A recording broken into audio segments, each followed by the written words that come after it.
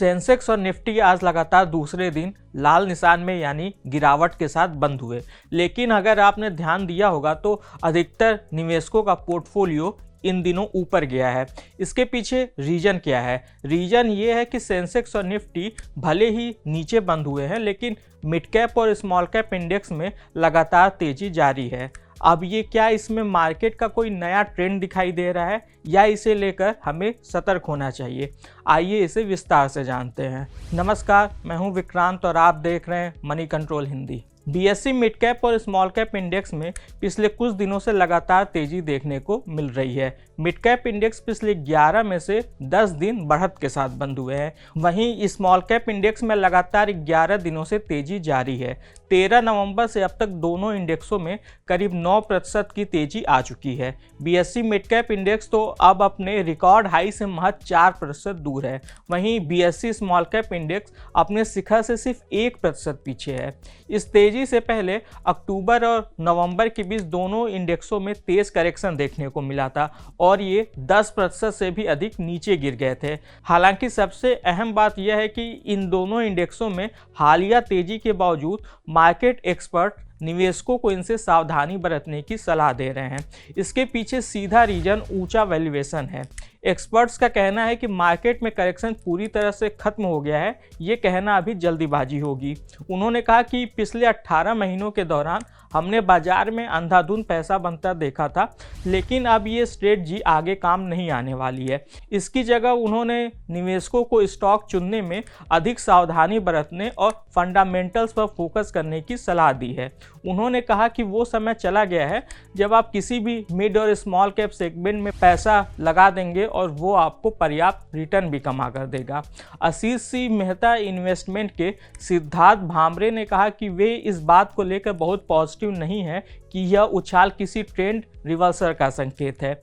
इसकी जगह इस बात की संभावना है कि आर्थिक ग्रोथ धीमी होने, कमजोर अर्निंग्स और ऊंची महंगाई जैसी लगातार चुनौतियों के कारण इस रैली को बिकवाली का सामना करना पड़ सकता है।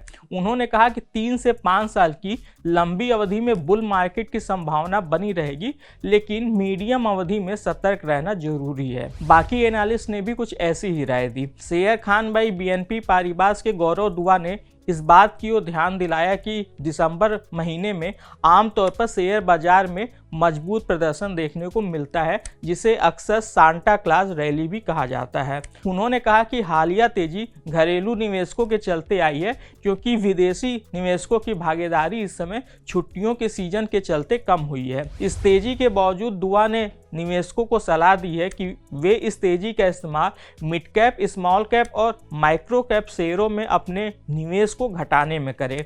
उन्होंने कहा कि इन शेयरों के फंडामेंटल में कोई सुधार नहीं हुआ है और वैल्यूएशन को लेकर भी चिंताएं बनी हुई है।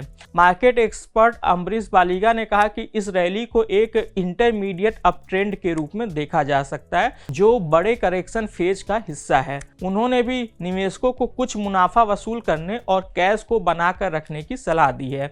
एनालिस्ट का कहना है कि मौजूदा तेजी कुछ समय के लिए जारी भी रह सकती है, लेकिन जनवरी का अर्निंग सीजन नई निराशा ला सकता है। बीएसई मिड कैप इंडेक्स फिलहाल अपने 1 साल के फॉरवर्ड अर्निंग पर 28.77 गुना के पी रेशियो पर कारोबार कर रहे हैं, जो इसके 10 सालों के औसत पी रेशियो 25.93 गुना से काफ़ी अधिक है। इसी तरह बीएसई स्मॉल कैप इंडेक्स 23.89 गुना के फॉरवर्ड पी रेशियो पर कारोबार कर रहा है, जो इसके पिछले 10 सालों के औसत पी रेशियो 19.64 गुना से ज़्यादा है। आज के इस खास वीडियो में बस इतना ही। आपको यह जानकारी कैसी लगी हमें कमेंट कर जरूर बताइएगा। बिजनेस और स्टॉक मार्केट से जुड़ी ऐसी खबरों के लिए आप हमारी मनी कंट्रोल हिंदी की वेबसाइट को विजिट कर सकते हैं। इसके अलावा आप हमें यूट्यूब, फेसबुक, इंस्टाग्राम और एक्स यानी कि ट्विटर पर भी फॉलो कर सकते हैं। Thank you.